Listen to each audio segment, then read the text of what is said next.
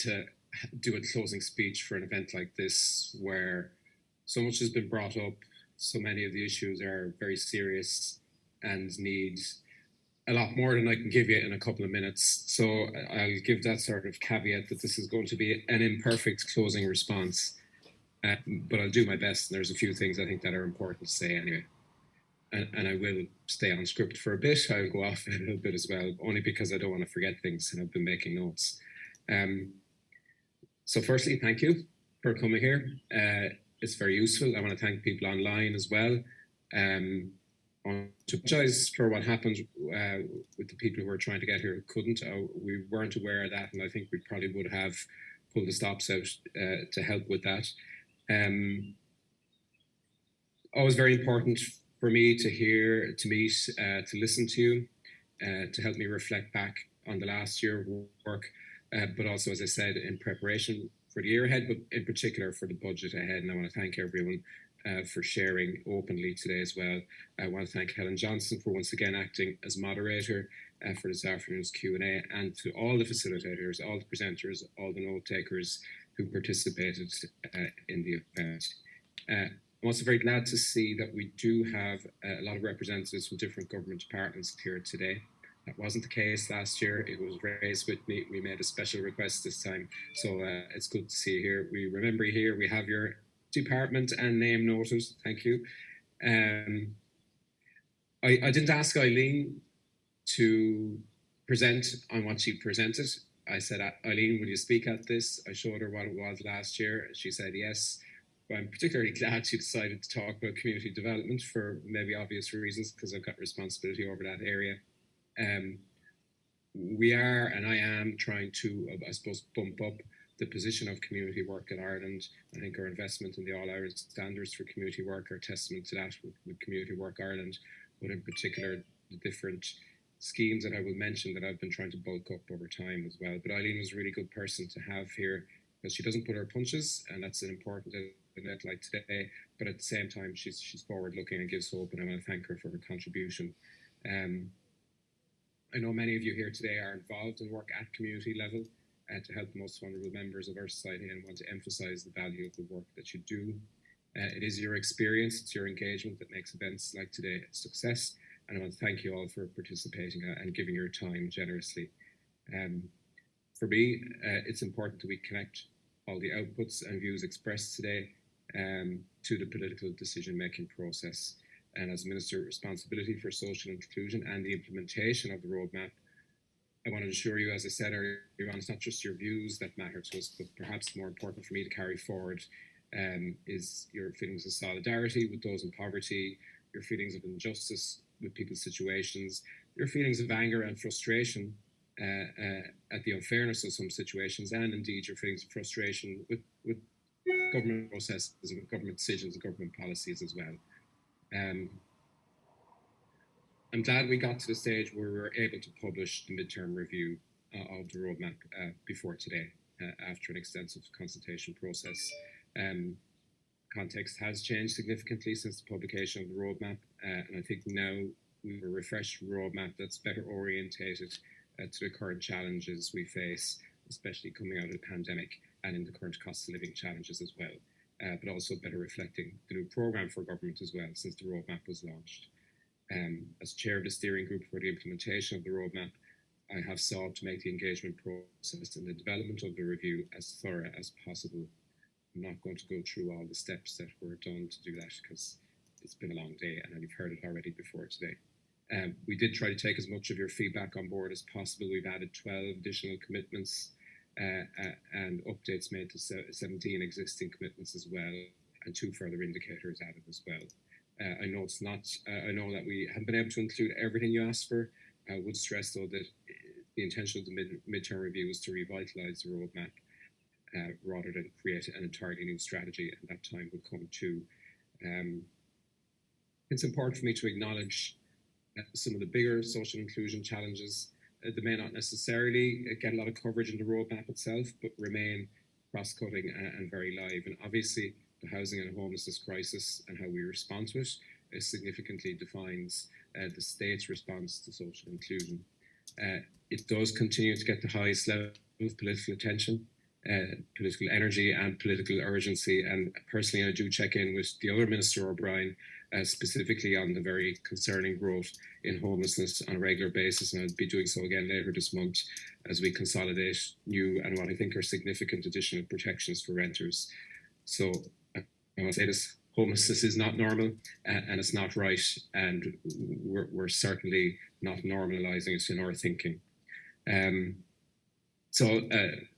Thank you, John, for your speech. It's all too easy for us to forget, I think, that there is a war in Europe, and Ireland's contribution remains best in offering shelter to those fleeing war. And I think since we met last year, I'd estimate we've accommodated an additional 60,000 people seeking protection on our shores. And I think that is a huge achievement. We do need to do better. And there are still some people that we've not been able to offer accommodation to. And I'm literally working on a daily basis with Minister O'Gorman to improve that situation. I also want to take the opportunity to reiterate that the white paper to end direct provision remains government policy. And while we have had to expand the provision of accommodation to people seeking protection in ways we would have preferred not to, there is progress in moving forward with the white paper, albeit not at the pace we would have liked. So, for example, it's important to note that the policy on payments specifically for children in direct provision is progressing significantly at the moment. I think it's very relevant to mention here today as well, one of my other responsibilities in March, as mentioned earlier on by Eileen, I launched a national action plan against racism. Last month, we launched the Ireland for All Fund to support actions under the plan. And I'm currently in the middle of a set of bilateral meetings with government departments in terms of their commitments under the plan. So Eileen wanted to hear about implementation. I'm certainly pushing it as hard as I can. And I will also be starting a process very soon for the recruitment and appointment of an independent special rapporteur to oversee the implementation of the plan. And I just wanted to take the opportunity as well, because the organisation who may be interested here today, that in 3 weeks' time in Croke Park, I'll be hosting an event bringing together hundreds of people across the country from every county in Ireland who've been involved in locally based migrant integration initiatives, especially over the last year. And the aim of the event will be to share learning and networking, but also to showcase at a national stage the reality of the fact that the overall response of Irish people to new arrivals has been, and it does continue to be, one of openness and generosity. I think it's important to say that. But just, I suppose, going back to social inclusion and today's focus, I do think acknowledging that some of the progress that has been made is important, if only to consolidate and build our own understanding and belief that positive change can and does happen. We need to remind ourselves of that. DESH has expanded significantly. Energy upgrades for those in poverty are ramping up, not as fast as we like, but on a monthly basis. I see the stats, they are growing. The National Childcare Scheme is now gaining traction. I'm glad someone earlier on today mentioned the regularisation scheme. 5,000 people were pulled out of a situation of fairly extreme social exclusion last year. And I think that's important to acknowledge that. Social prescribing, something some of you may be aware of, is getting traction at community level as well. And I suppose this helps us in a different way to tackle issues around loneliness and isolation. We are developing, and I'm leading on this, a different approach to food poverty. Food poverty is particularly problematic, I think. So I established a food poverty working group about 2 years ago now. We published a report last year in terms of various government efforts across different departments about what government is doing to prevent, alleviate, tackle food poverty, but I suppose more importantly, to particular projects that are going to come to fruition soon. We also commissioned a piece of research that will be completed in the coming weeks to examine how food poverty is addressed at local and community level. And I can tell you, we got a bit of a preview of it. It's a very hard-hitting piece. It's a hard-hitting piece that's coming from government, so we're not shirking the reality of it as well, and that'll be coming out soon. But on the progress side as well, we did get funding in last year's budget to develop and implement a new project to support people experiencing food poverty based on a casework model. And that will be launching this summer at a number of locations around the country, where we basically sit down with people. We go through their situation. If they've presented to a food bank, for example, we sit down with them and go through the question, or answer the question, what has brought you here, and what are the things in your life that has brought you here, and what are the supports, wraparound supports that are possible to help you out of this position as well. Income will be one of them. I have no doubt about that. But there are other factors as well from what we know has been done in this space already as well. So we want to tease out that issue of food poverty and address it as practically as we can. I do think it's hugely significant that benchmarking has now become part of the process of budgeting and rate setting for pension payments. And as Minister Humphreys has mentioned, and John has mentioned as well, we are committed to looking at how benchmarking can now be applied to working age payments. And I'm particularly interested in seeing this commitment progressed.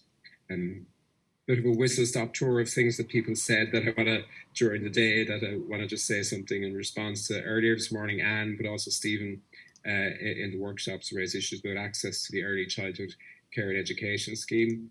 I acknowledge that, and I can confirm, and I know this because I answered a question from Mr. Gorman recently on this, the implementation of the pay deal with the workers, the increased pay deal with workers, the bringing in of core funding and the capping of fees is now seeing the sector beginning to grow again at a national level. So we have national stats that telling us the sector is growing.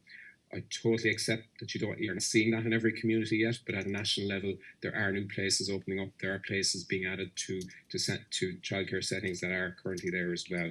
And it'll take a little bit of time for that to filter down. But it is going back in the right direction now again. Also, at one of this morning's sessions, there was a request for a more whole-of-government approach to poverty. And I think for me, in terms of positive developments over the last year, was the Taoiseach's decision to establish a dedicated child poverty unit in his department. And it's important to say that today. That is a big positive, I think. I know access to home care was mentioned for older people as well this morning. And just like coincidentally, I was sitting beside Minister Mary Butler yesterday in the Dáil when she was answering a question about access to home care. And she mentioned a figure of 750 million being allocated to home care this year. I was surprised at that. Those of you in the sector may not be, but my understanding was that's a huge increase on 3-4 years ago as well. And she did reiterate during that session that she's committed to building that level of investment as well. I have somewhat addressed Laurie's question this morning in terms of the value of community work. I am, in my other department of rural community development, trying to grow the community work approach. We've set up some new programs, the Empower Communities program, the Place-Based Leadership program. We have, of course, the Community Development program as well, and we added 3 new projects to that earlier this year. But as I said earlier on, I think the role of PPNs in terms of having something like a forum like this at a local level could be a very good platform, and we are trying to build up the capacity of PPNs to help them gain further independence, but to have their voice and influence better heard as well. And as I mentioned, I point to a report that Clare PPN did on poverty levels as well. Just want to flag there will be further progress and developments for people in fuel poverty on the renewable energy side of things as well. That's something coming down the tracks. Do you think it's worth mentioning and taking aside the situation of travellers as well? Because I think when you think of poverty and social exclusion in Ireland, you have to look at the situation of travellers and say that's not good enough. Look, in my own work, I've been trying to push that community development approach with a really happy occasion, I suppose, in Limerick on Monday evening, where we were in a position where we could open a new community development project for travellers in Limerick, and it was really well received. And I suppose the power and the enthusiasm of the women involved in the project was striking. And I suppose it underlines the points that have been made today in terms of the power of community development to help people carve their own paths out of poverty as well. I have also opened a new strand in the community services programme specifically for travellers in the social enterprise. Last year and this year as well, I have specifically written to all ministers who get an allocation under the Dormant Accounts Fund to ask them to use their allocations specifically for travellers. They did that last year in an increased number, and I hope they do it again this year. And as I mentioned in my role as of responsibility for the implementation of the National Action Plan Against Racism, I will have a role there in pushing and tackling discrimination against travellers as well. Someone mentioned SciCap. There will be a more community development focus in SciCap, and I'm very aware of conditions for community workers in that regard. We did have a positive development and a movement in the right direction this year as well in terms of increased pay for supervisors and assistant supervisors of CE schemes, 2 schemes and RSS schemes. So I'm committed to pushing out that positive development in other areas as well. Look, I don't have. Do I have too much more to say? I have a little bit more to say. I'm almost there. Look, we know there's a lot of work to do. We've heard a lot of what you've said today. It's important that we don't get complacent. It's important that we don't, say eliminating poverty and creating a fair society is just a slogan. It's important that we take it away and we mean it, and we see how we can make that a reality on the ground as well. I am hopeful in that, like in my time in government, and it's been a strange time. Let's be honest about it. The last 3 years or so, I have witnessed, I think, what have been unprecedented state interventions in a variety of issues, be it the pandemic, be it the war in the Ukraine, be it the cost of living situation we have at the moment. And that does give me hope, because I know we'll make the argument here today that many cost of living measures last year haven't been enough. But I think it's the nature of the state intervention that's happened is what gives me hope. And there's 2 pillars to it, and they're actually the 2 pillars that the Roadmap for Social Inclusion is built on as well. So income supports, but also public services as well. So we saw the state intervene in a huge way in terms of income supports during COVID, and to an extent over the last year as well. But it's the public services side of the intervention, particularly over the last year as well, I think that we need to take on board as well. So when you look at abolition of hospital charges, the moves on the drug payment scheme, medical card access, transport costs going down, school transport costs being capped, school books being free now as well. These are the things, I think, these are the 2 pillars that we need to bring in, I think, in our approach to the forthcoming budget, in a more focused attempt to reduce poverty as well. And I just want to flag another point that Izzy raised as well. We will be starting a piece of work on persistent poverty, and that won't try to. It's not overly technical. In short, there are too many people in poverty for too long a period of time, and we're starting a piece of work with the ESRI to tease that out and to give us the information to act it. Okay, that's almost it. I just want to thank EAPN and Community Work Ireland for organising the regional workshops and for presenting the results today, and also thank all the officials for the work that went into organising today.